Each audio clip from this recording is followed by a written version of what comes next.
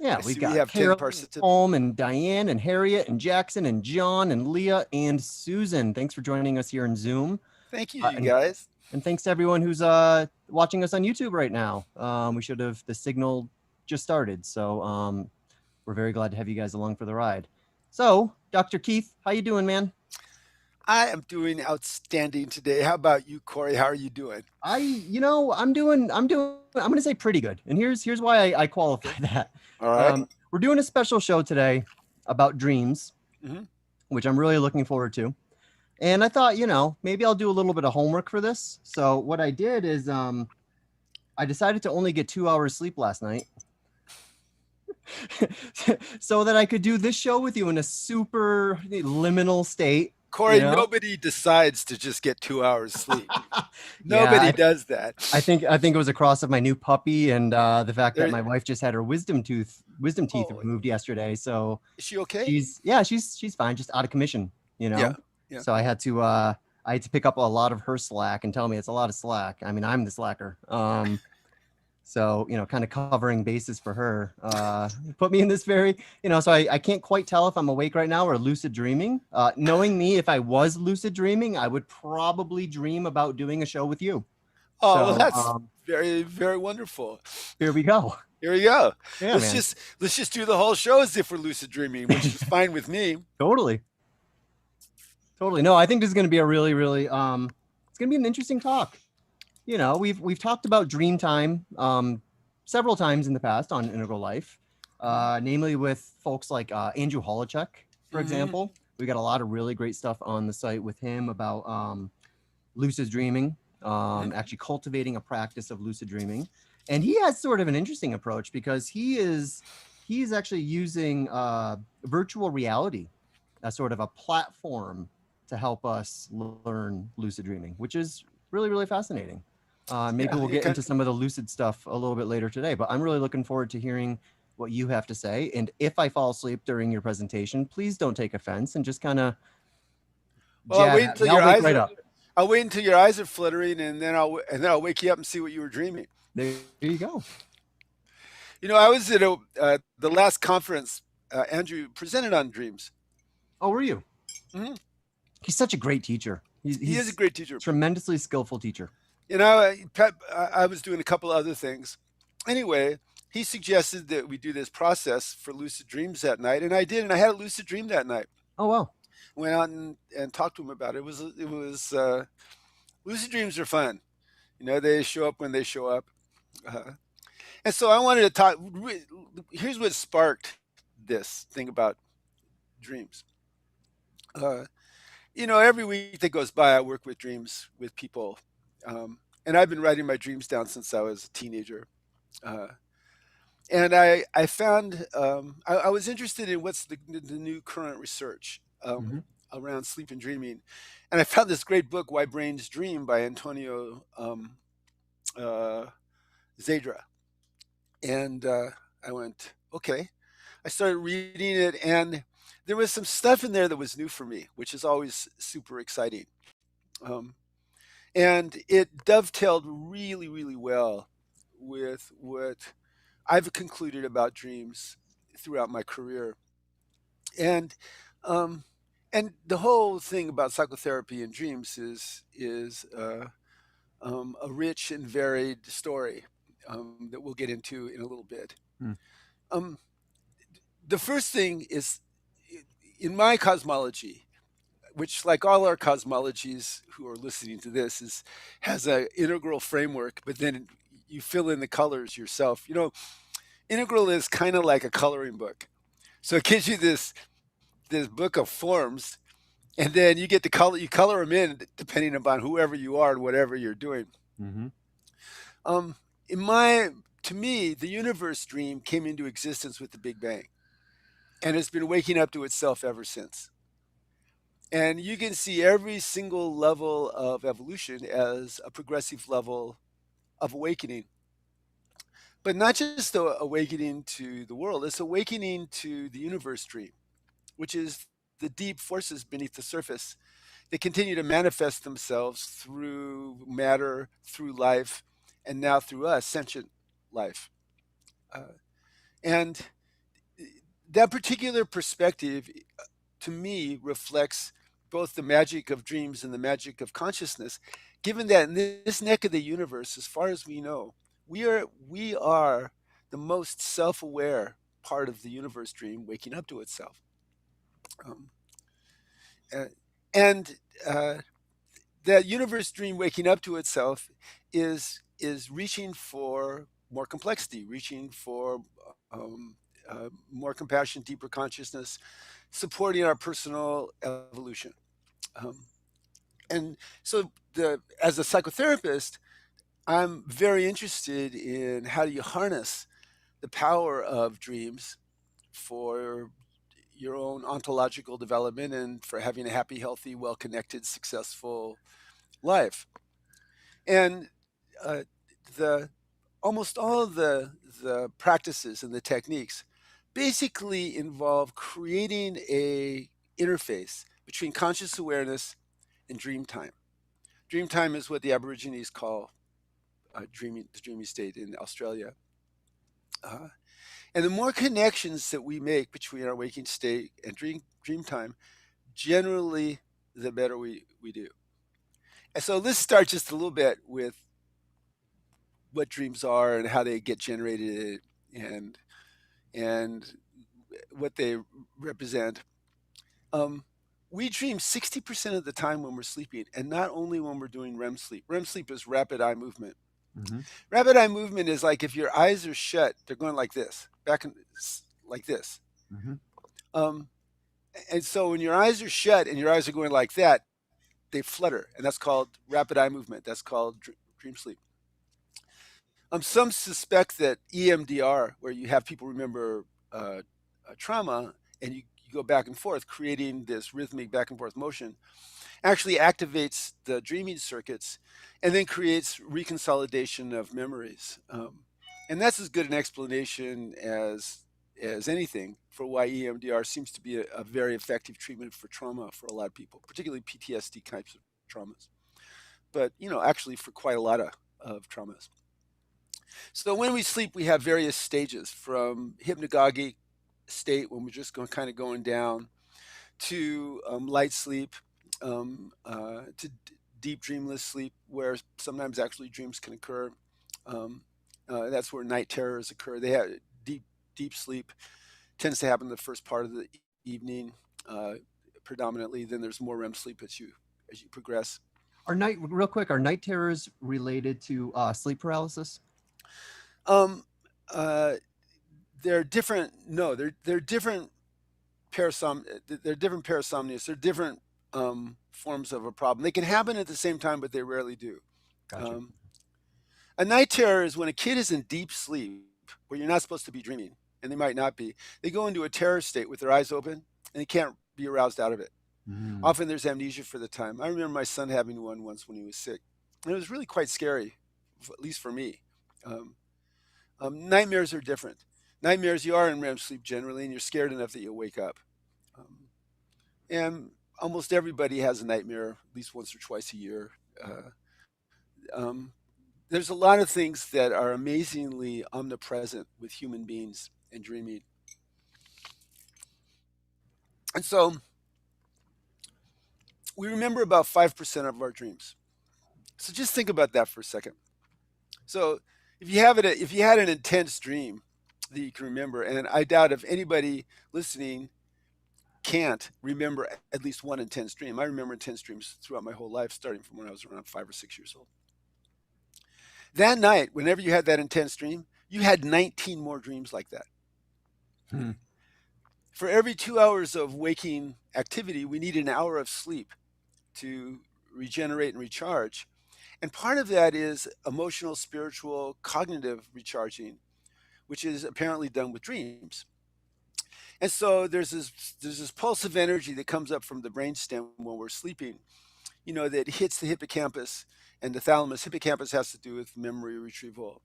And emotionally relevant aspects of the day, the littlest parts of them get combined with associated memories and associations. And the thalamus puts them together into a narrative, a story. And that story becomes a dream story. Uh, Mostly, maybe more than half of dream stories are problems to be solved. Uh, um, and uh, I think that this is probably one of the great functions of dreams. One of the great functions of dreams is that human beings have this capacity to generate possibilities in our sleep and deal with them without consequence.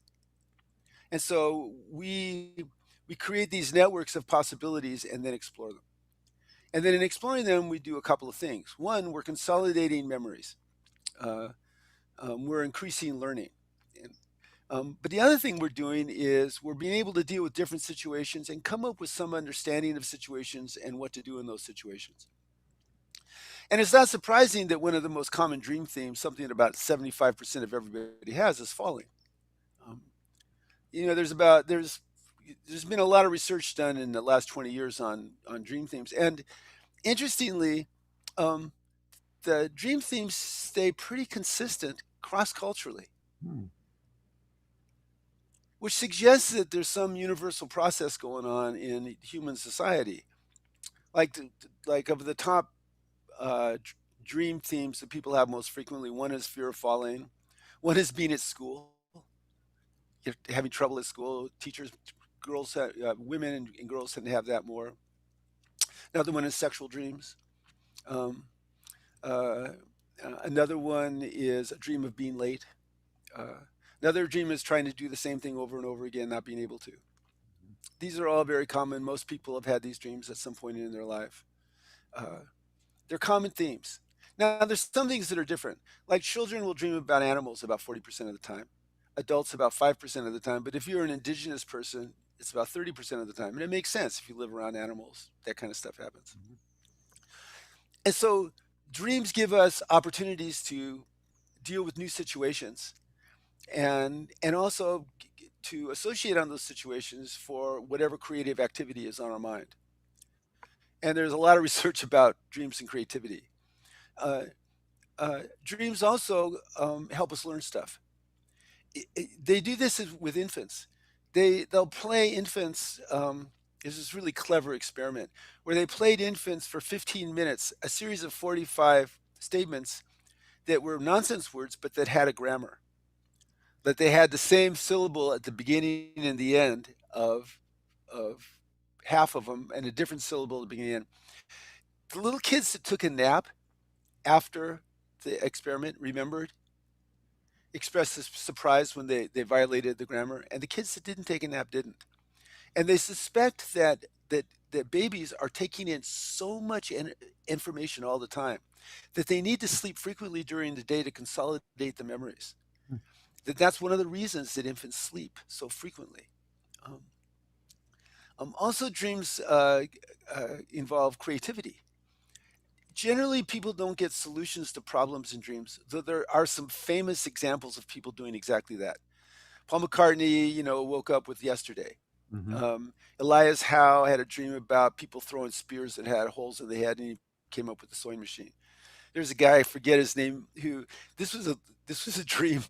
He was dreaming about all the elements together, and they fell down on a board in a pattern. He woke up, and that was the periodic table that, to this day, is the periodic table that we all use. And people throughout history have tried to harness this. And one of the ways that Thomas Edison harnessed this is he would sit in a really comfortable chair with a spoon in his forefinger. This is also a hypnotic induction technique for those of you who have done hypnosis. And he would hold the spoon over a metal plate, and he would think about the problem until he crashed, until he went to sleep. And as he went to sleep, his fingers would relax, the spoon would fall on the plate and wake him up, and he would write down what was on his mind. Hmm. And this is how he solved an awful lot of problems. Salvador Dali did the same thing when he used a key. Uh, so it's not that that doesn't happen. It does. It's just very rare. Mhm. Also, psychic experiences happen. Uh, Pretty much everybody I know has had some psychic experience involving a dream, premonition, having the same dream as somebody else the same night. These are well documented. Just like all psychic research, is kind of ignored by most of mainstream science. But uh, the cool thing about psychic researchers is that they're super rigorous because they know nobody's going to believe them, and so their research tends to be a lot more rigorous than other people's research, which is kind of a paradoxical thing. So there's creativity that can happen, and we can train ourselves. Like college, Andrew says, you tell yourself before sleep, tonight I will have many dreams. Tonight I will have good dreams. Tonight I will remember my dreams. Tonight I will wake up in my dreams. Um, and if you say that to yourself a bunch, you start having more lucid dreams where you realize you're a dreamer, that you're awake. Hmm. And if you wake up and you want to remember your dreams, you begin to write immediately. There's an acetylcholine mechanism in your brain that immediately starts erasing the memories of dreams, which I find very interesting. And I think that that's adaptive. If you look back in the ancestral tribes, um, uh, it would be very distracting uh, if people were waking up and they had really clear memories of their dreams going into the day. Uh, that tends to change a culture. And there was actually a culture in Indonesia called, might still be there for all I know, called the Sinoi, where that's exactly what they would do every morning. They had everybody get together and talk about the dreams that they had, and they organized their tribe around the dreams. Mm. Um, and it worked pretty well for them until, of course, colonials came, and all those subtle things don't really work really well with kids, muskets and stuff. Um, uh, but it was a society that was characterized when it was studied by very, very, very little violence. Now we're getting back to what we do with dream work. Hmm. Dream work is we create an interface between our conscious self and our shadow self, essentially. What neuroscientists call the adaptive unconscious. I call it our shadow self, which is all the parts of us that we're not aware of, but that are always functioning and always doing something. Our unconscious is always active to some extent.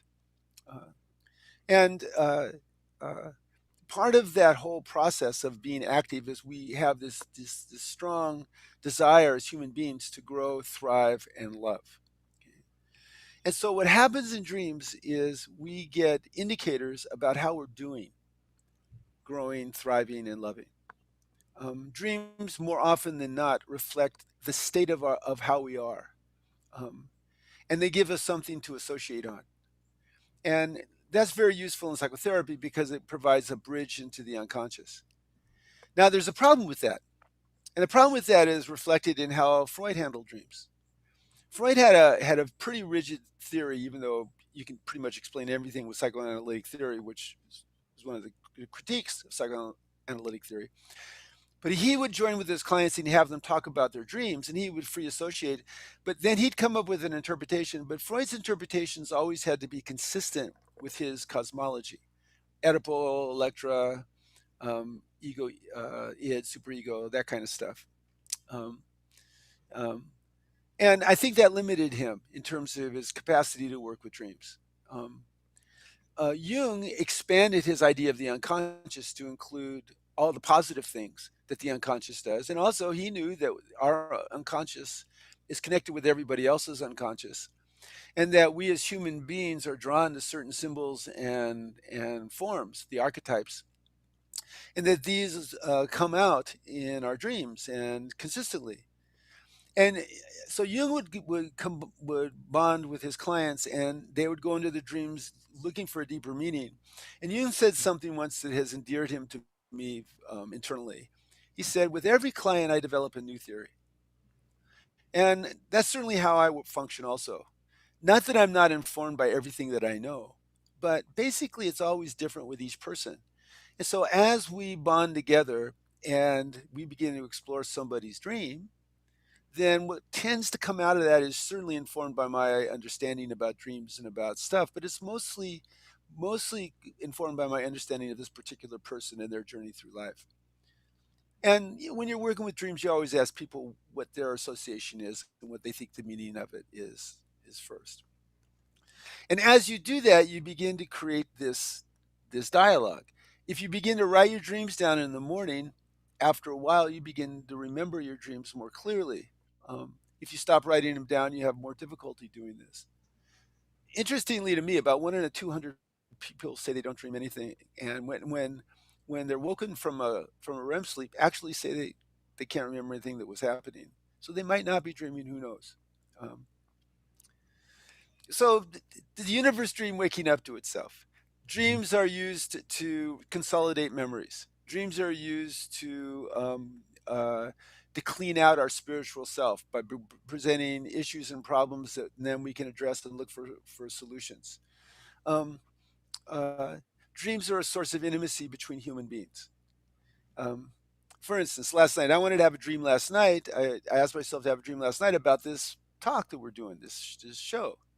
So I had a dream last night. I was talking with these guys, and we had this mechanism where we were putting their personalities on the on the DVDs and uh, little science fictiony coin shaped trait imprinters. And then we were working with restructuring their consciousness via using these things, which is Cool it dream. was yeah, it was a cool dream. And I woke up and, well, what do you think that means, Keith? And I go, well, today you're going to be talking about basically how we're blending a lot of uh, modern science with the wisdom traditions and with the drives and with these core physiological processes of sleeping and dreaming. Um, and why are we doing it? We're doing it so that we can grow. We're doing it so that we can increase our ontological and our phylogenetic evolution, um, and to accelerate it.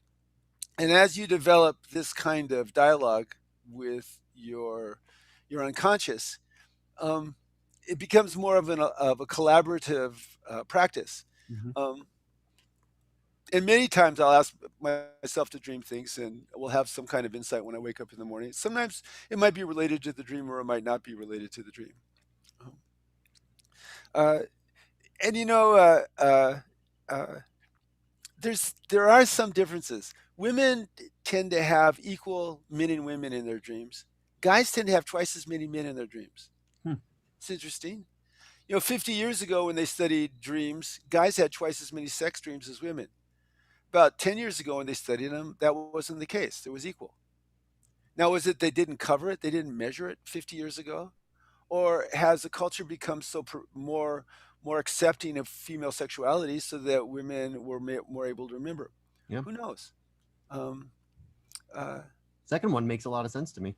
yeah, yeah, now that being said, if you look at dream content, it generally stays pretty much the same from childhood onward in Hmm. terms of the different themes, with a few changes. Uh, and one dream theme that about 40% of people have that's quite interesting is dreaming that we were a child. Um, uh, th- that along now that's not as common as dreaming that we're falling or dreaming that we're at school. Women tend to have more dreams about school than guys, which I don't know. Maybe that explains why there's some more women in college these days than there's guys. Um, and now dreams felt kind of to a certain extent with the cognitive and the behaviorists and the cognitive people, and the psychophysics people in the United States. They kind of came out of favor until they began to come back with the American humanistic psychology movement. And of course, the kingpin of this, the center of it was Fritz Perls. Mhm. Gestalt there, he was trained in the Jungian tradition. He really believed in symbols and archetypal forms, and also he concluded, and I agree with this, that every single part of a dream represents a part of ourselves. And so what Fritz would do in his groups is he'd have people project that part.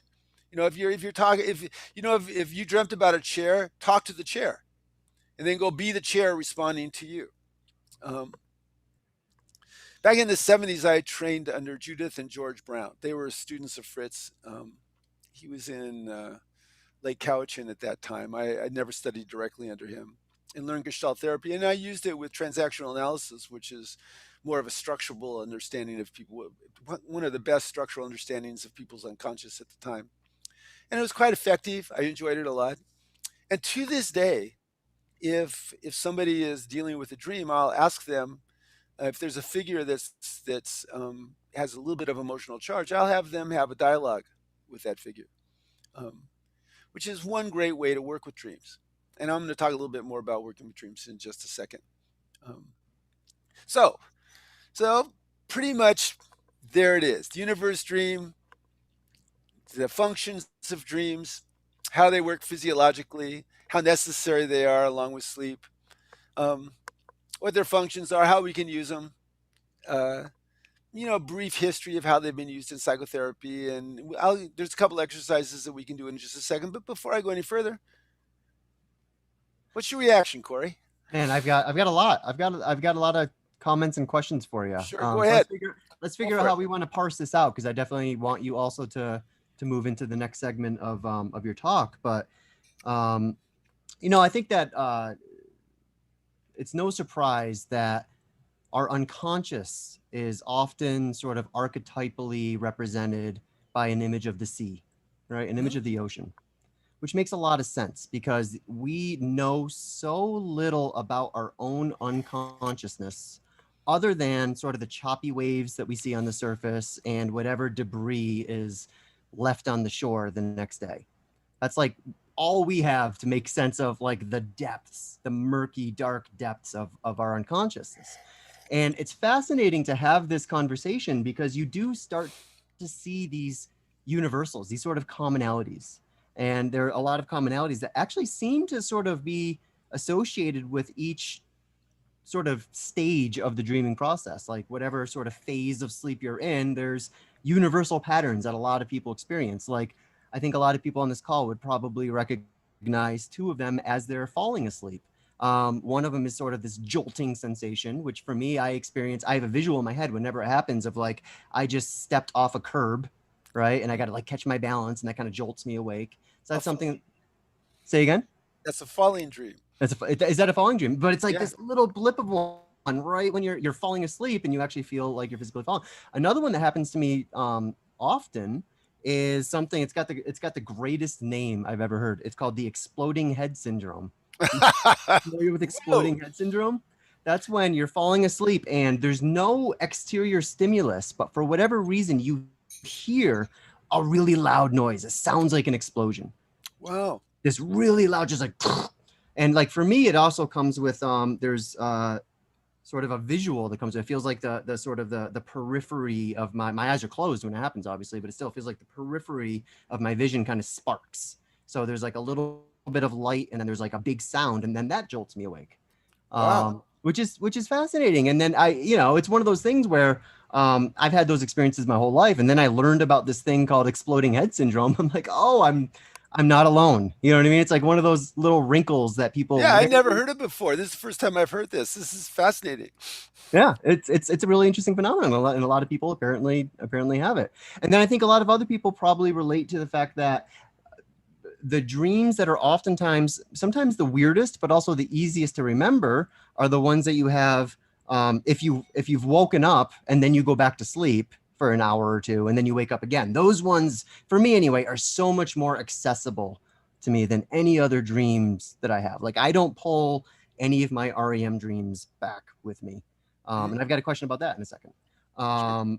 But it's fascinating because it allows us, I feel like conversations like this sort of give us a flashlight to explore those dark waters with. And it's oftentimes surprising, you know what I mean? You go into those waters and whatever, you're talking about sort of, you treat each client like an individual and you're not just plugging them into a framework. I mean, I'm not sure how useful frameworks really are when you're in those depths because, you're learning so much. There's so much mystery down there and there's so much, that is only barely visible to us at any point in time, that it seems like it kind of, the more you work with the unconscious, the more it kind of stretches or even breaks your epistemology in a certain kind of way. um Yeah, I think it expands it. Expands it. Um, There you go. Yeah. you know, one of the points I make in Shadowlight, and I have a whole chapter on dreams in Shadowlight, is that the psychological work, psychological process, spiritual work, spiritual process, basically that's reflected in changes in your unconscious. Okay, how do you know you're growing? Because you begin to have different habitual reactions, psychologically, emotionally, spiritually, to things. Yeah, it requires, for instance, um, nonviolence, Hmm. um, or fidelity, for instance. Okay, so in dreams now, I can't have sex with people, other people. Okay, why? Well, I begin to do it in a dream, and there's a moral standard that slips into the dream because we still have our moral standards going. Whatever fun this is going to be, it's not worth breaking you know fidelity since 1982. Hmm. Like, okay, Keith, this is going to be as much fun so that you go, oh, you're going to break solid records, and I'll think that in the dream, and I go, oh, I guess not. It's and so what does that mean? That means my unconscious is integrated to the place where it's no longer attractive to me to cheat on my wife. Okay. Not that I ever cheated on her, but it was attractive to me to cheat on her. You know what I mean? I mean, the impulse was attractive back in, whenever, when it was. Hmm. Uh, so I wasn't unfaithful, but if I had a dream in 1985 when I was having sex with somebody else, I'd actually be having sex with somebody else. So my unconscious had not grown to that point. Okay, that's true in a lot of ways. So those waters are informing us all the time, and we can develop a sense of them. And the more we feel in harmony with the depths of our unconscious, and I like the ocean metaphor mostly because I dream about oceans a lot, probably because I was a maniac surfer for 10 years. Um, the more we have a sense that there's a coherent forms that are coming up. And often when people begin therapy, they really don't have that sense, or when they're beginning to work on themselves, they don't have that sense of that unconscious being coherent. Instead, they have the sense more like Freud did, which is there's monsters there that could eat me up Right. if I don't take care of them, if Yeah. I don't suppress them or control them or do this kind of thing. Yep. And this is where a lot of kind of uh, the adversarial therapies where if you had a monster, you'd kick it out. You try to kick it out of your unconscious, or I'm going to do battle with the part of me that does this, or I'm going to tell the inner critic to go fuck himself. I mean that those kinds of things. Those are very very popular because people, the idea of finding the rotten part of you or the monster part of you and getting rid of it or killing it or that kind of stuff was intuitively very attractive. Probably more so in the 60s, 70s, 80s, 90s, less so now as we have more shared understanding. But as it turns out, that's not how people grow at all. Hmm. The way that people grow is whatever that force is, going back to that Gestalt principle, it's you. Right. Right. And not only is that you, it's you trying to do something good. If there's a monster in my dream, that monster is there for a reason. It's there to help me in some fashion. Until I figure out how it's trying to help me, then I'm gonna have problems with it. If I can figure out how it's trying to help me, particularly if I can in the dream, um, uh, good things happen. And that's one of the beauties of lucid dreams. When you have them, you can kind of bring this kind of reasoning to bear in those Yeah. situations. Though in my experience, I can't remember having a lucid dream that had any kind of adversarial person in it. Usually, lucid dreams are just universally positive for me, but not for everybody apparently. Not for me. The only lucid dream I ever had became a nightmare. Wow. It was the only one I ever had. And I can briefly describe it. I was Sure. in my early 20s, and I was getting out of a really terrible relationship when I was living in Oregon. And I was actually on a bus trip, a Greyhound trip. If you ever want to see a good cross section of this country, take a Greyhound bus from Oregon to New York City. You'll see a lot. Um, so Paul I'm on this Simon song, "Looking for America." totally. So I'm Kathy, so I'm I'm lost, I said, though I knew she was sleepy. Sitting on the bus.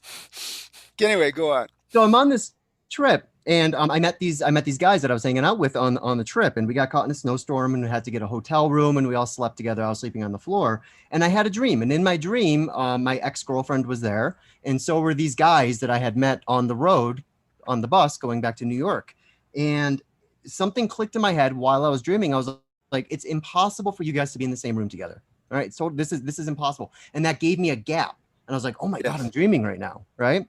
But rather than like the thing you typically hear about where it's like, oh, I can fly, or you know what I mean? It became a nightmare. And I think it's because at the time I had not come even close to stabilizing witness awareness, witness consciousness. So when it became apparent that these people couldn't possibly be in the same room, it occurred to me that this was all me. And I was like, I am all alone here. Everyone I look at, I'm alone. There's no one else here but me. And it was terrifying. It wasn't this feeling of aloneness, like all oneness, this mystical kind of union. It was terrible, terrible loneliness, to the point where the dream became a hellscape. The characters in my dream, their eyes suddenly went hollow. I mean, it felt demonic in a certain kind of way. And Yeah. that's what woke me up, was like this jolt of like, I'm surrounded by demons right now. Which after I woke up, I could be like, yeah, well, those are my demons right there. I should probably do something about that. But it was it was a very different kind of lucid dream than the ones I usually hear about, where it's like I flew and I had an orgy in the clouds, and you know what I mean? It was none of that. It was just like these people's eyes turned hollow and sort of demonic, and I fell into their eyes, into this void, this pit is what it felt like, and I got spit out the other end, and I woke up on a hard floor in a hotel room. Well, in As if the retrospect, Greyhound trip wasn't already enough of a nightmare. I had to. right. Well, in retrospect, what was the message of that dream to you?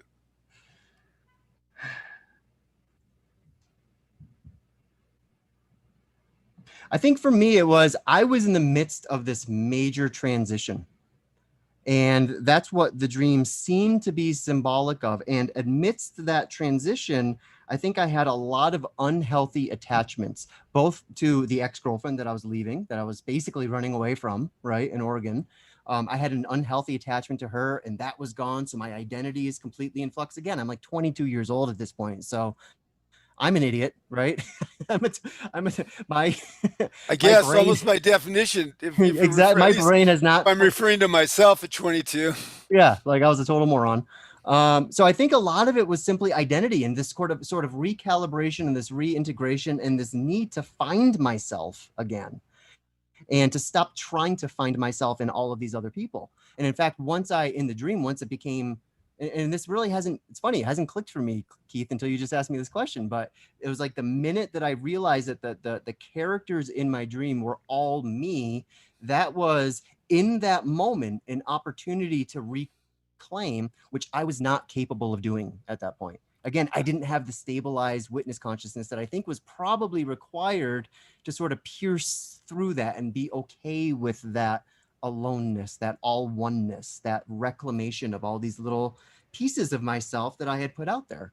It wasn't until like 10 years later that I figured out how to do that, right? I mean, so that was, I think maybe, and it's hard too, because I had this dream, geez, this was over 20 years ago. So here I am trying to recollect, you know what I mean, what happened in the dream and what possible meanings there were. But that's sort of what's presenting itself to me right now. Yeah. Pretty cool, huh? Yeah, yeah. And by the way, you've remembered that dream for 20 years. Yeah, no, seriously, it's one of the few. It's one And of you the few notice that- how it's still significant and how it still is now delivering new integration for you. 100%. It was as And if you wanted to go deeper, the guy with the hollow eyes, what do you say to him? You say what? I mean, how do you feel as you look at him? What do you say? I mean, just kind of go. Let's just go another couple of steps here. Okay, he's there. What do you say to him? It was actually her. It was my ex-girlfriend who Okay. became sort of a demon, and so I had a lot to say to her. Okay, well, what do you say to her? She's a demon. She's got hollow eyes. What do you say?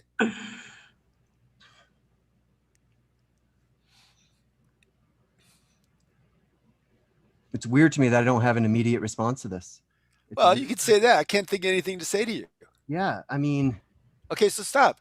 So be her looking at Corey, and he's looking at you, and he's going, I have nothing to say.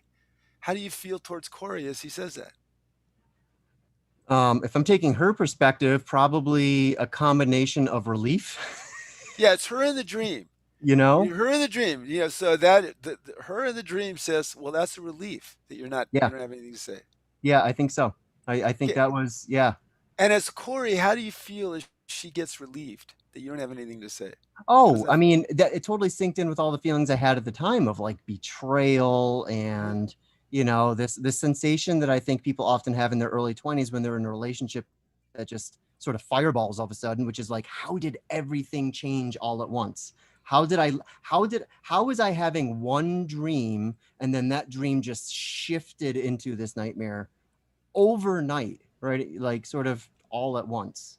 Yeah. Um, so I mean, I think there was a lot of kind of youthful, testosterone driven sort of um, senses of betrayal and resentment, and that was coming in. So there was even a part of me that probably wanted to demonize her. So it wasn't that she became hollow, it was that I hollowed her out in a certain kind of way. Right. It's why, because when we grieve, we have to do that to why is rage a part of grief? Right. We need that rage to separate ourselves from the attachment object. Okay. Now you notice uh, we're still working with a dream that's 20 years old, and this is Right. still so. This is how rich dreams are. This is Yeah. how cool they are. Okay. Now, uh, a mistake that that therapists used to make that they don't make anymore is that they have their own association on somebody's dream, and they think their association on somebody's dream is more important than that person's association. Okay. Right. Now, now, it's not like a therapist association um, isn't a good thing. It's just that it always is second. It's always in the back seat. Right. It's always following the other person's association. In the Um, pre-show, we were talking about psychedelics. It's sort of that's the right. same kind of relationship where you can be a guide, but that doesn't mean you are dictating the experience of the person that you're trying to guide. You're working with their experience and allowing it to unfold within them, and you're just there to kind of facilitate that process. And I'll say that this one lucid dream that I had was as poignant for me in terms of how I remember it anyway, in terms of how I carried it with me for decades into the future. It was as poignant for me as any psychedelic experience that I had back in my 20s. Right. I remember those very vividly too. And I'm still sort of squeezing juice and wisdom out of those experiences. It's a similar kind of dynamic. Well, there's some evidence that the circuits that are activated by psychedelics are the same circuits, and certainly involve some of the same circuits as dreaming, particularly in the raphe system of the brain, which is a heavily it's a heavily serotonin driven system, and psychedelics really disrupt serotonin metabolism to a Mhm. large extent. Um, uh, Also, we as human beings, remember we talked about moral foundations, and one of the moral foundations is sanctity. Okay, Mhm. we as human beings crave the experience of the sacred. Um, we crave the experience of being larger than ourselves. We crave the experience of being part of the luminescence of life, or of existence, or of love, or of joy, that kind of stuff. Mhm. And our unconscious knows this. Um, and so, and also, our unconscious knows that uh, there's many conditioned fears and so on that are associated with all kinds of things. Well, I'm a six. I'm a fear type, Mhm. and so my dreams have been all kinds of things to be frightened of over the years. Though as I've changed and developed as a man, my dreams have changed and developed. And Mhm. so there's way less fear in my dreams. There's way more interest. I've done psychotherapy with pretty much every president except Trump, and Biden now, since I started being a therapist. I would at some point during their administration where we'd be in a room together and we would be doing therapy. Um, really wanted to work with Bill and Hillary. I wish I could have gotten to them before he started cheating on her, but that's a whole nother story. Right. So my unconscious now does therapy for me in my dreams. I don't Right. have to be thinking about it. I'll be in a therapy session doing therapy stuff. Yeah.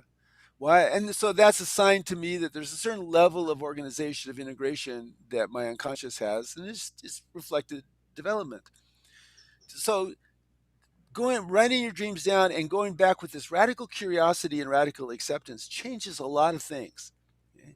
And more we start thinking that the ocean is an ocean that supports us, and that consciousness is this kind of veneer on top of the ocean that kind of guides the process, but also has to follow the process. Right. Okay? And that involves radical acceptance, which is the opposite of what OCD is. Right. Yeah. Obsessive compulsive disorder, if you want to kind of sum it up in one phrase, is radical non-acceptance of the present moment. So For those of you that have suffered from OCD, and I have, I was OCD when I was a kid, and my daughter was OCD, still struggling with it. Yep. It's radical non-acceptance of the present moment. I will not accept the present moment. I'm going to instead go with whatever my obsessive thought is or my compulsive thing. If you can shift into radical acceptance of the present moment, OCD disappears. Hmm. And our unconscious wants us to do that. So it wants us to prepare for and be ready for threat, but it wants us to be fully present in the present moment. Out of that dynamic comes conflict. Out of conflict comes emotionally charged moments. When you go to sleep, those emotionally charged moments are put together with your hypothalamus with other associations that generate possibilities. And then in the dream, we explore those possibilities. And when we wake up and we write them down or remember them, we explore those possibilities. And those possibilities create a feedback loop into our unconscious, just like the witness does. What the witness is doing essentially is observing unconscious material. I call it constructive and destructive shadow, coming up in forms of ideas, stories, that kind of stuff. And we can look at it from a conscious position from the witness, notice the constructive stuff and surrender to it, notice the destructive stuff and change it. You do that enough in waking reality, you start doing that in your dreams also. And it's kind of like, a 4-year-old is doing okay, and a 5-year-old in their moral development when they start behaving in a moral fashion when they're alone. Mm-hmm. Well, you know that you're kind of feeding the advancing moral edge of your being when you start behaving in moral ways in your dreams. Or having reactions that are consistent with your forward edge moral system, which for most of us is our integral moral system. So does anybody have a question? I'm curious if there's any questions out there. Yeah, I'm going to give the spiel, and then I'm going to ask you to riff on one thing while we wait to see if people have questions. So Sure. If you have any questions, 2 ways to engage. You can either hit the raise my hand button. We'll turn on your camera, have some real time back and forth, or you can hit the Q&A button and submit a written question. While we wait, Keith, one thing I was hoping to hear you riff on is some of the sort of physiological factors here and some of the behavioral factors here where, we were just talking about psychedelics, for example, and we know that there are a number of psychoactive compounds that affect our dreams. That's right. Affect our relationship with our dreams. For example, alcohol. If you drink a lot of alcohol and then you go to sleep, chances are you will have dreams that are louder and more stressful. It's something that's often associated with alcohol. Mm-hmm. Marijuana, which this is important because marijuana is getting legalized everywhere right now. Marijuana actually diminishes your REM states. Yeah. You're not staying in REM for very long at all, which means that you're not having those kinds of dreams, which is why a lot of people who smoke a lot of marijuana report like, I don't have dreams, or I'm sure I'm having them, but I have no relationship with my dreams whatsoever, which can be a little kind of freaky for people. It's like, I have this other life that's going on over there that I have no access to whatsoever. So I was hoping to hear you. I mean, we know that even eating spicy food can have a particular impact on how and what you dream, the contents of your dreams. That's right. The quality of your dreams. So how do we sort of manage that? I know that a lot of people here in Integral Land, some people like their vices. What do we have to say about the relationship between people's vices and their dream lives? Well, yeah. By the way, I got no problem with vices. I'm asking for a friend, just to be clear. Yeah, right. I have a problem with addiction. Right. Okay. So addiction is disturbing and destructive. Using whatever, alcohol, pot, psychedelics, whatever. You're not using it in an addictive fashion, fine. Okay. Mm-hmm. Now, there are consequences. If you drink within 3 hours of when you go to sleep, it's going to degrade your sleep, and it's also going to degrade your dream time. And if you smoke pot before you go to sleep, it's going to affect your sleep and affect your dream time. Mm-hmm. And so for me, if I smoke pot before I go to sleep, I might get 7 or 8 hours sleep, and I don't feel the same sense of refreshment the next day that I do. Now, if I want to smoke pot, then I'll I'll go ahead and do it and take that hit. But I Mhm. realize that it affects the quality of my sleep and the quality of my dreams, both of which are super important to me. Mhm. So there's number of days in every week where that's not the case, because that's something that I value a lot. Mhm. Um, um, and so, i- particularly now, going back to food and spices and so on, remember your dreams are intensely associational. Okay, so if you're asleep and you had a bunch of stuff, a bunch of food before you went to sleep, you're physically uncomfortable. That physical discomfort then is going to involve associations in your unconscious that are going to begin to produce associations to discomfort, which Mhm. is going to predispose you to go in a certain direction. I mean, if I want to have a nightmare, I don't know the last time I had ice cream, but if I want to have a nightmare, eat a bunch of ice cream before you go to sleep.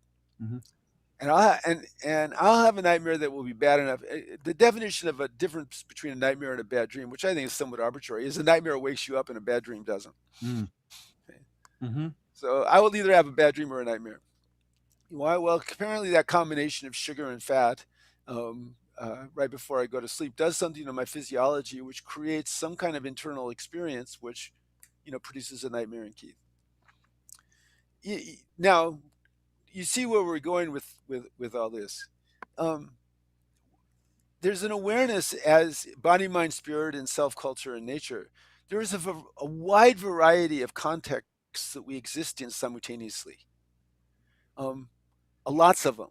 Mhm. And our being wants to be in harmony with them, with ourselves physiologically, with our physical environment, with our social environment, with our professional environment, with the power dynamics and the power hierarchies in our environment, and with our spiritual environment. Um, to name a few, uh, if we're in harmony with those contexts, which are all happening simultaneously, fine. If we're not in harmony with one of those, and we're defending against that, avoiding it rather than dealing with it, Mhm. that's a little itch under our saddle. Right. You go to sleep, that little itch is because it has a little bit of emotional charge, has a larger potential to create to bond together with similar associations, and to create a narrative of some sort that you need to deal with, which is why probably 60% of dreams are problems to be solved, because all of us have problems that are unsolved, and the unsolved problems do not draw our attention, Mhm. um, as much as the unsolved problems draw more of our attention than solved problems. Most of us solve problems fine. I'm not thinking much about it. Unsolved problems pull a fair amount of my attention, which creates that emotional charge, which then predisposes me in that particular direction. As does excitement. I like to study, as you know. It's one of the things that Integral is beautiful for. It's guiding. It's guiding how you navigate the whole process of study. Mhm. Of uh, I'm talking about study in the broadest sense. Physiological study is movement. Relational study is relational. I like research. But I like research that's embodied. All that kind of stuff. So I know that if I am exploring certain ideas in the evening, Mhm. that dreaming about those ideas will not just help me remember them; it'll put them together in this larger analytically informed scaffolding that is Keith's cosmology, and then I'll feel that expand. When we feel ourselves have insight or an expansion of our consciousness, it releases dopamine into our brain. It's like the nucleus accumbens shell like puts a little dopamine out. Why? uh, hum- the, the the ancestors that we had that enjoyed learning and expanding, that gave them an evolutionary advantage over people that didn't enjoy learning and expanding. Such an evolutionary advantage that there's no human today that doesn't get that little dopamine burst if there's that sense of a relevant insight that Mm. comes through them. Writing your dreams down in the morning, or even considering your dreams, or putting together dream themes, because most of us have had repetitive dreams at least one time in our life. Yeah. Um, these things provide these channels into the unconscious that are potentially integrative channels if we have the interior context of everything there is part of us. and our job is to harmonize everything. Okay. Now, if I'm an evangelical Christian and I dream that I do something that's not accepted by evangelical Christians, I mean, one night I had a dream that I was having sex with Kareem Abdul-Jabbar. I don't know where that came from, but there we were having sex. Okay. So if I was an evangelical Christian, I wake up to that, I go, oh my God, you know, I'm breaking all kinds of rules having sex with Kareem Abdul-Jabbar. So, then I'm all, I'm all overwhelmed with shame and all this other stuff. And then now I'm now getting into the pathology of consciousness, which is now I'm trying to avoid myself. Okay, people trying to avoid themselves basically are causing all the problems in this world. Yep. So you need a context of no, I don't want to avoid anything. I want to see how it fits into the larger community of interior community, and also how does that contribute? Right. How does that Kareem Abdul-Jabbar figure contribute to the inner community of Keith, or the Keith that's in bed with him is having contribute? And as you do that, then you move forward. Right. And it changes your dream themes, even though they tend to stay consistent. Your experience of yourself as a dreamer changes as you Right. do the work. Right. Well, it's fascinating. It's a great response too, and I particularly wanted to ask about the marijuana side of it. Again, for a friend. For a friend, I No, understand. I wanted to ask because I mean, here's a chemical that has been we have completely changed our opinions about this chemical, right? So like 80 years ago, it was like devil's weed with all of this like racist connotation around it, reefer madness, that whole thing. It had a very, very negative association. And I then in the was there. 60s, it was just sort of a hippie countercultural thing, those dirty hippies over there. And now, these days, it's medicine. It's seen almost as a panacea, right? Where it's like these days, marijuana can do no wrong. And I think for a lot of people, they feel it as this very low risk kind of thing. And for the most part, I think it is, especially when we compare it to alcohol and tobacco and things like that. It is fairly low risk. However, I think it's this area right here, which can help people self-regulate. Because I know for me, that's what, when I begin to realize if I smoke too much, I have no contact with my dream life. That is enough for me to want to regulate it. There You know you what I go. mean? You And feel this, that consequence. in that sense, everybody was right. Right. I mean, the people that said that it's dangerous. Well, yeah. If you smoke pot, you are 64 times more likely to use other drugs. Hmm. Okay. Okay, so that's pretty dangerous if you have any capacity whatsoever for addiction, as most people do. Some people have an extraordinary capacity. So in that sense, yeah, it's dangerous. Mm-hmm. Uh, Addiction to almost anything is ultimately life threatening, Mm-hmm. including pot. Now, pot doesn't have the same physiological toxicity that alcohol does. Alcoholism, and what the definition of addiction is, something that's progressive and out of control. You use more of it over time and you can't say no to it under certain circumstances. 70% alcoholics die between 45 and 55. Right. Alcoholism causes about 50 different conditions, all of which are lethal. Right. Okay, so it's a very toxic drug. Marijuana is less toxic. Mm-hmm. That being said, I've had people that I've worked with addicted to marijuana where it's just screwed their lives up. Yeah. Totally. Amotivational syndrome in adolescence really exists. Yep. Particularly with teenagers, it's a bad drug. Mm-hmm. And so, just like everything, Yep. what you do is, am I integrating it in a way that is not compromising my health and is helping me move forward? Yep. And if you are, great. I think this is why a lot of stoners, when they actually do, sometimes stoners do things called tolerance breaks, where it's like, I'm smoking and I'm not getting high anymore, so I'm going to stop smoking for a week so that, I can actually feel it again. And what they'll experience is in that week, they will have the loudest, most vivid dreams of their lives.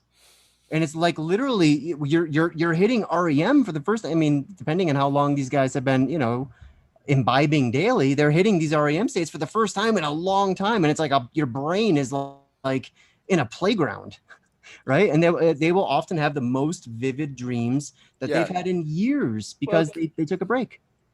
The first Integral Psychotherapy Conference, which I was at, where I first met Ken and I first met Jeff, first met you, it was a pretty cool thing. I was just stoked and jacked the whole time. And I had two dreams in that conference. One was a lucid dream. Now, it was a dream where I went into it and I found a big box. It had a little box and it had a little box in it. In the little box was a little diamond bracelet for my daughter. I went, that's very sweet. Okay. It's an awesome dream. It's not a dream. I went home and my daughter had gotten a little, faux diamond bracelet. It's something that she and I had obviously communicated because I didn't know about that. And the other one, Ken and I were having a conversation, and he said, "I want you to do the one and the two, Keith." And I woke up going one and the two. And as I went deeper into ascending and descending spirituality, what's descending spirituality? What ascending spirituality is the many and the one.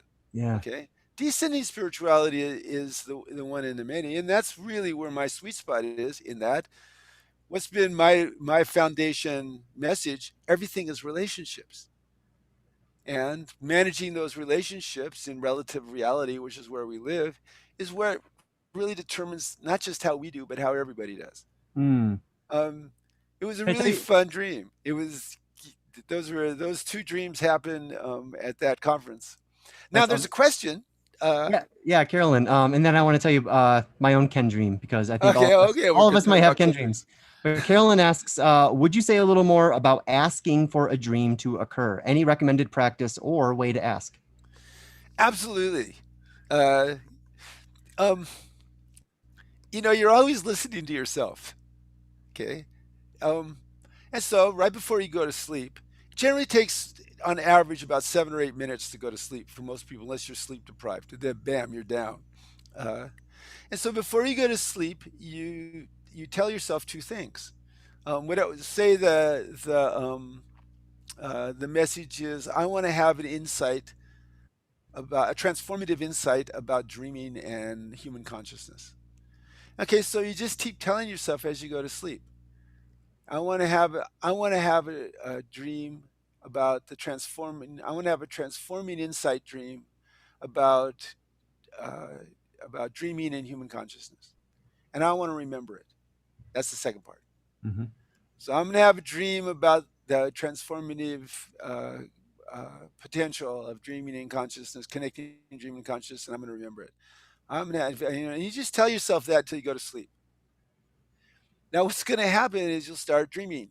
Now, here's the way dreams work often. You get a theme in your first level of REM sleep, which can happen 90 minutes into uh, sleep. Usually, the first REM period will happen 90 minutes in maybe 2 hours. You're more likely to have deep dreamless sleep early, restorative sleep early in the cycle. That theme will continue throughout dreams. And then the one right before waking, which is the one you're talking about, that's generally the most coherent one. Mm.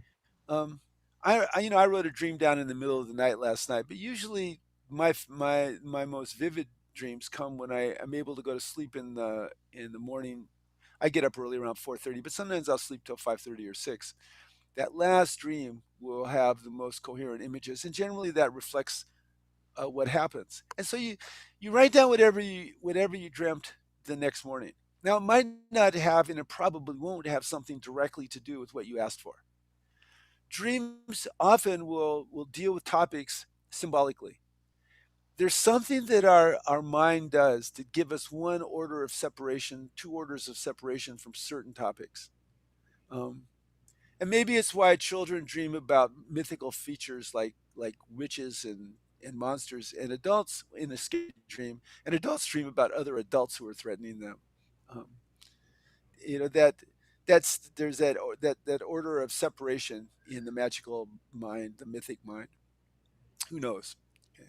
So Carolyn, you do that around whatever it is, and as you go to, and then the next morning you keep a pad by your bed and immediately write up. If you don't start writing the dream down within 30 to 60 seconds, or tell somebody about it within 30 to 60 seconds, it'll fade.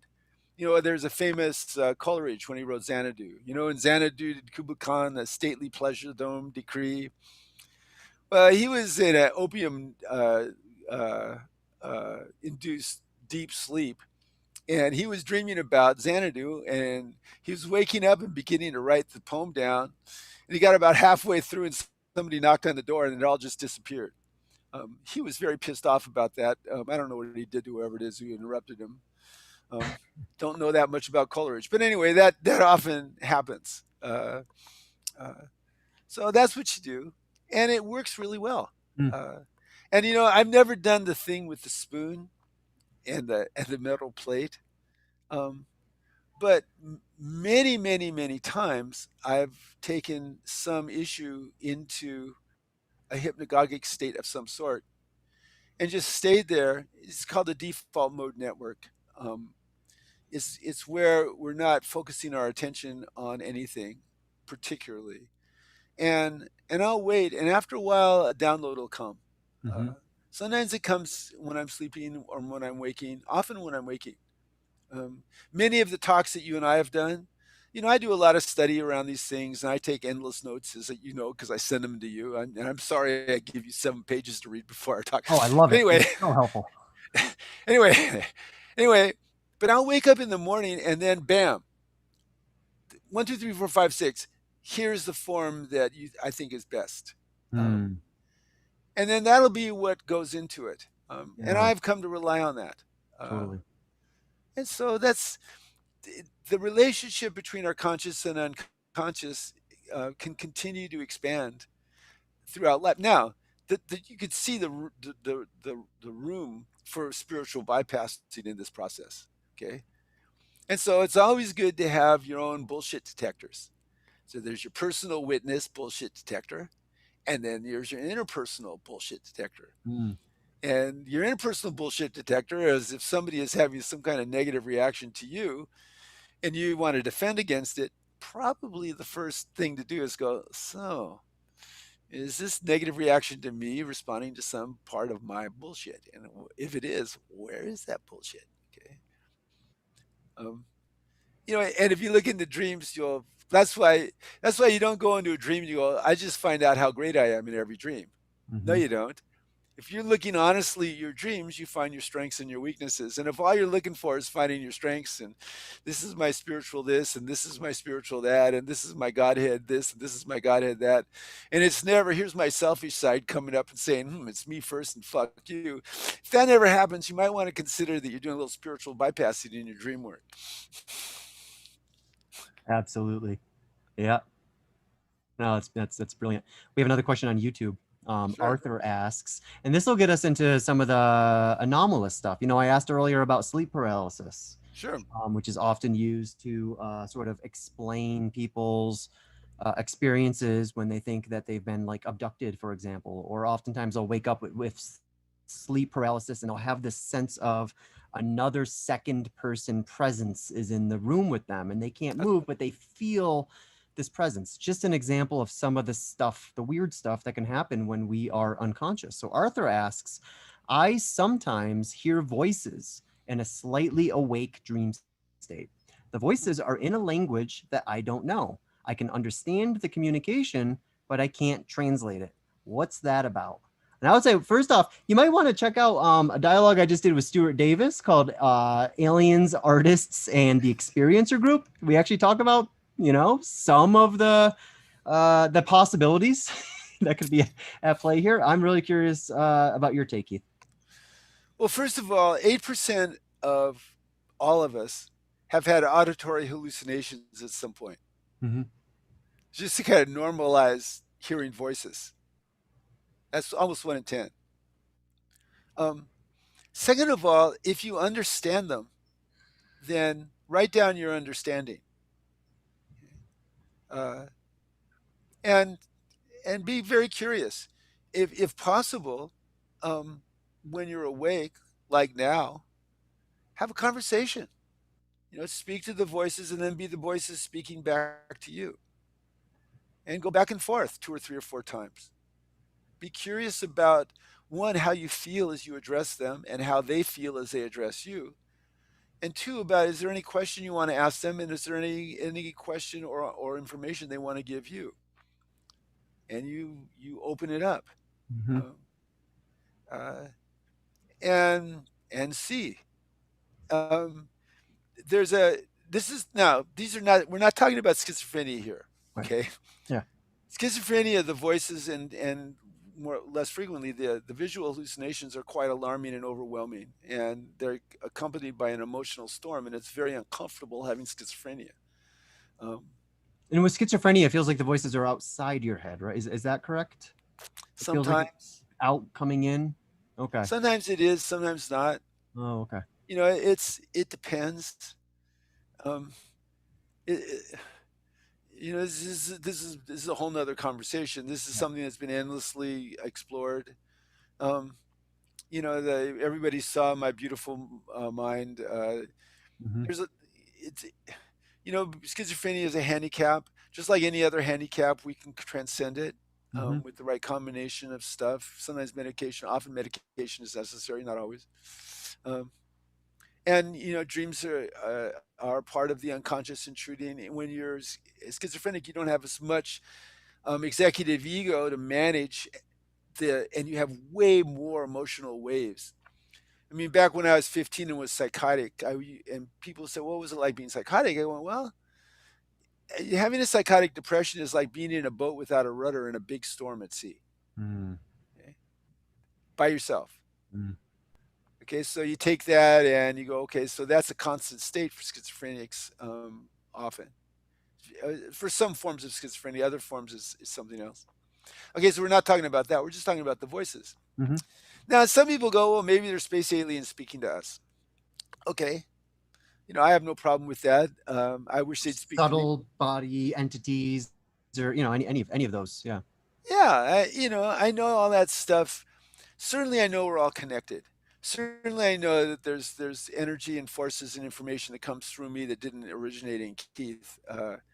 Certainly, I've had enough psychic experiences to know that there's forces that we exist in that aren't explained by current physics, and eventually there'll be a new physics that'll explain it. But when there's something like this, hey, what you do is enjoy it. Yeah. Have some conversation, get to know them, be them getting to know you, like going back and forth. Yeah. Ask them for stuff. And especially it's particularly cool. You can't understand the words, but you can understand the meaning. I think that's particularly cool, and I encourage you to go deeper into this.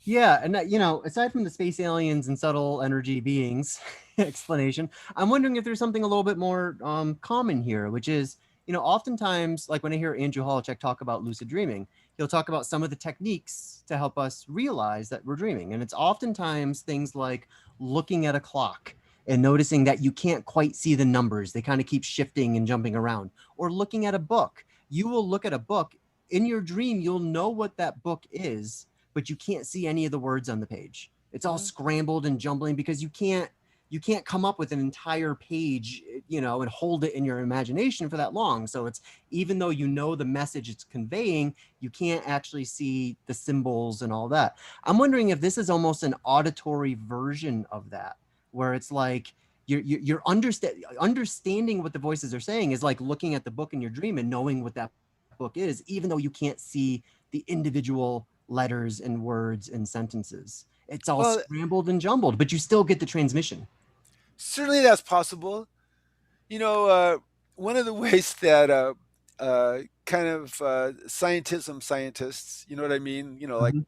fundamentalist scientists dismiss things like Course in Miracles, is there's a phenomenon where there's a spasm that goes through the amygdala that causes people to have transcendent visions and downloads. Mhm. They go, well, so that explains, Course in Miracles.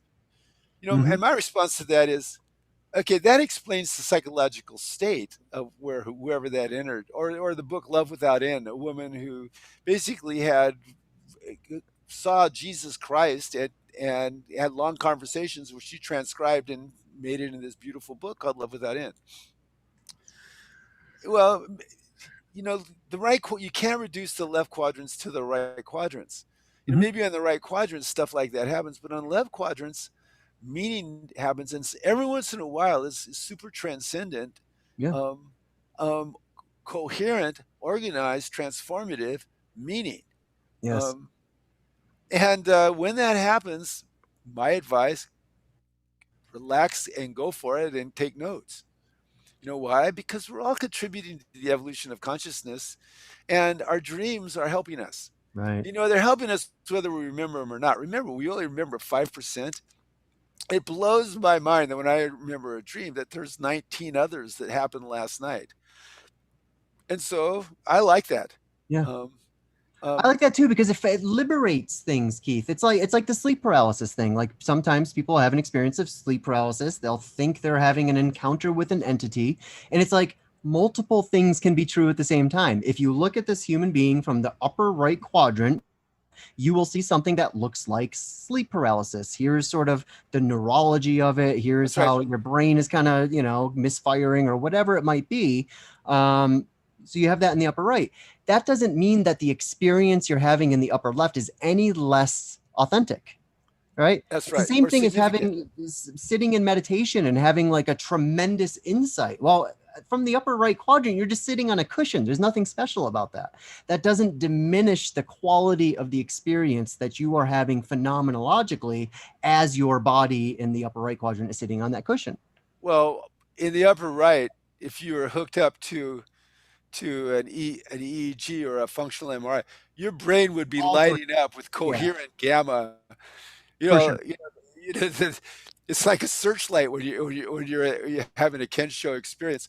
Right. Uh, and also, when we sleep, there's a mechanism in our brain that causes appropriately Mhm. paralysis, so we can be running around and not be running around outside. Mhm. Okay, though some people do. That's another parasomnia. And so I suspect that from a neurological standpoint, that when you have sleep paralysis, that that extends into the hypnagogic state that you experience when you're waking. I don't know. I haven't seen research about that, other than we're getting back to the OCD thing we talked about in the beginning. Mhm. Okay, remember, OCD is characterized by anxiety caused by radical non-acceptance of the present moment. Okay, OCD. Okay. And so I'm going to do my rituals to try to deal with the fact that I radically am not accepting the present moment, but I want to feel better. And so you shift over into radical acceptance. Okay, I'm in sleep paralysis. I'll just be paralyzed for a while, see what happens. And at Mhm. some point or another, I'll roll out of bed and have a cup of coffee. Um, Radical acceptance changes everything. Um, why? You're not activating your defenses. Remember, the defenses are conservative, they don't want change. Yeah. And they shouldn't. That's why they defend. You're defending a position that you feel is under attack. Radical acceptance goes, I'm not under attack, I'm having an experience. Which is a different experience. Okay, having an experience, all kinds of things can happen. Okay, Right. I'm not defending anything, I'm just awake, along for the ride of this present moment. Which is what I could not do in my lucid experience that I talked about earlier. I didn't have that muscle yet. That's right. Yeah. So it became Six, a nightmare. But it's and funny, the sleep paralysis but thing, Keith, it happens to me regularly when I'm really sick. And it's funny oh because yeah. it started at another time. I think I was in my mid 20s. I got a really, really bad, like I should have gone to the hospital kind of fever, right? Oh I wow, was just yeah. laid out for like 5 days. I didn't go to the hospital, but I really, really should Remember have. the term fever dreams? Yeah, no, that's You what know, these are. yeah, fever Ever dreams. ever since that one, whenever I get really sick and I have a bad fever, I get sleep paralysis and I'll wake up and I will see my bedroom, I'll see my bed, I'll see the ceiling. I can't really move, but superimposed on top of that is some nightmarish, it's usually patterns. It feels like things are kind of holding me down and I can Oh, see them, even though I can see through them, but I see them. And there's this simultaneity. It's like I'm awake and I'm dreaming at the same time, and they're just mashed together. And it's not usually a very pleasant feeling, especially because I'm sick and radical self-acceptance is hard to find when you're, oh God. that sick. And it's something that again, it's just these weird anomalies, that, these weird tricks that our brain plays on us in our unconscious that we just have to wake up and deal with. And what the hell was that? I don't know. Well, remember, every single one of those tricks is our shadow self, our adaptive unconscious, Yeah. trying to help us in some fashion. Mm. That that every single thing is this, at the core, is trying to do something that helps us. Now we can misinterpret it, and now we're getting. Let's just kind of go. If we go up and down the first tier, Hmm. every single value meme in the first tier has blind spots where we believe we're doing something that's virtuous, and we're actually causing damage to ourselves or to other people. Okay, that's characteristic of every first tier value meme. Hmm. And so being intensely curious about the gifts of each value meme and the blind spots of each value meme guides us into integral, Hmm. because if you're aware of the gifts and you're aware of the blind spots, you're avoiding spiritual bypassing while developing a felt appreciation for everything, which is basically one the def and you can't do that without having a dramatically reduced fear of death, which is what happens with this kind of understanding. Mm. Okay, so dramatically reduced fear of death and a felt appreciation for multiple perspectives is one of the definitions of second tier consciousness. And dreams are a good way of going there, because talk about your non-Aristotelian Yeah. process in non-linear, holistic, the past, present, and future being treated as if they're simultaneously happening. Um, the challenge of radical acceptance.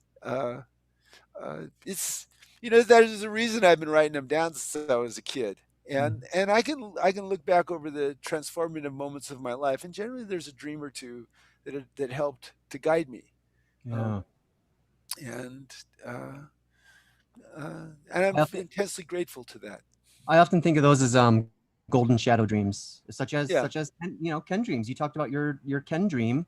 Oh yeah. I had a Ken dream myself about 20 years ago. And it's funny because my relationship with my Ken dream was informed by the lucid dream that I told you about before. Like realizing that all of these dream characters were all actually projections of myself helped me reorient when I had this dream about Ken. Because you have a dream about someone, you feel like you're having it about that person. When no, you're actually having a dream about whatever it is that person is representative of Yeah. to What you. part of you? This is the Ken part of Corey. Exactly. So, especially when I had this dream when I first met Ken. So this was like 2004, 18 years ago. And it was the most simple. It's like, I love the simplicity of this dream. It's one of the reasons why it stuck with me for so long. It was just so extraordinarily simple. I was sitting in a coffee shop, and funny enough, it was the coffee shop that was right next door to the King Supers here in Boulder that got shot up a month and a half ago. It was the coffee shop right next to it. And I'm sitting in the coffee shop and I'm looking out the window and just looking at the trees and the sky and the mountains. And then Ken walks into the coffee shop and he just walks right over to me and sits down right next to me in the seat right next to me. And we're both looking out the window together. And it was just very, very sweet and quiet. And he just looks at me and he goes, "Do you like fishing?" I'm like, "What?" Even in my dream, I'm like, "Why the hell is What? Ken Wait. Wilber asking me if Wait. I, What? if I like fishing?" And I was like, "Sure, I guess I like fishing. That's fun." And he just looks at me and goes, "We should go fishing sometime." Oh. And that was it, Keith. That was the entirety of the dream. This was my big goal. Ken Wilber, especially at that time, still is today. I still have a lot of golden shadow with him, but especially at that time, he's my Obi-Wan Kenobi. He's the sage living on top of the mountain. In Ken's case, literally true, because when I met him, he lived on top of a mountain. Right. But this was like my big golden shadow dream, and it was just a simple question: do you like fishing? Which I have come to interpret. I've interpreted and reinterpreted time and time again throughout my career here in Integral Land, working alongside Ken. And ultimately, I think that it represented, or I should say, my fulfillment of that dream is in doing the Ken show with Ken, where I Exactly. get to go fishing with him every single month and just be like, "Ken, here's just some weird ass questions I've got in my mind. What do you have to say?" And every month we go fishing together. And it feels like the fulfillment of this little dream prophecy that I had 20 years ago. Yeah, that was my first association on that dream. Uh, so you're noticing as we talk how you and I are becoming more intimate. Mm. Okay? And I think this is one of the purposes, one of the functions of dreams. Um, Again, in the ancestral tribes, the ones that are the most intimate with each other would have an advantage. You're more intimate with other people, you're more likely to have their back, you're more likely to understand them, acknowledge them, organize with them. And so when we share our dreams with each other, we feel more intimate. We Mm. feel like we're sharing something intensely personal. I encourage couples to tell each other their dreams. Also, I coach them. One of the most common things This is funny. Antonio Zadra, he said that when they asked lots of people about their dreams, right? And a common thing with couples is a guy will wake up with his wife hitting him in the head. And he'll go, what? What? Wait, what? And she'll say, I was having a dream and you were cheating on me. Yeah. And she wakes up and starts hitting him. This has happened to him on not just one, not just two. He's heard this story on multiple occasions. Apparently, it's a common story. If you describe your dreams to each other with goal of radical acceptance, all the dreams represent parts of yourself and so on. It makes you more intimate. Mm. It's interesting. Um, Becky and I remember a dream we'll tell each other. It's one of the first things we do in the morning, and it it helps us understand, but also it deepens our intimacy with each other. And I think this is one of the functions. I think dreams have 18 or 19 meanings and functions. We've talked about 5 or 6 of them. I think that there's many more. Mm. Um, uh, and I don't want to overdo it. Uh, Dreams don't really talk about what you should do. Dreams talk about give you pictures about what is. But ultimately, you got to deal with what is, and so dreams are good allies in that. Um, if it's like all about the dreams, that's a form of spiritual bypassing. I don't Right. want to deal with my defenses or my blind spots or my destructive behaviors in the present moment. I just want to talk about how I'm connected to God through my dreams. No, again, the that capacity for radical self-awareness, both destructive and constructive shadow material as it comes up, is a necessary component of not developing blind spots in anything, and that includes exploring your dreams. So, Corey, Brother. we kind of dug this down. We did a little bit of work with your dream. No, you moved shit for me, man. You totally did. No, and I want to thank you, Keith. I'll just close by saying, another insight that I carried with me after that lucid nightmare that I talked about earlier in the show was that yes, when we are having these dreams, when we are asleep and having a dream, yes, it is you're by yourself. You are alone. You are all one, right? It's this reality where we get to have a shared dream together. Yeah. This place right here where we get to share our dream. And I'm just so happy that I get to share this dream with you, brother. And the good news is, just like when you're having a nightmare and you're by yourself and you're all alone, guess what? You get to wake up. That's true here too. We can have a shared dream together and we get to wake up together. And that is just a miracle, man. I'm with you. And as you and I wake up together, we're the universe waking up to itself, Amen. which is pretty darn cool. We're the universe dream waking up to itself. I'll try not to take that too seriously. Much love to everybody. Much love to you, Corey. You as well, man. All right, guys. Bye.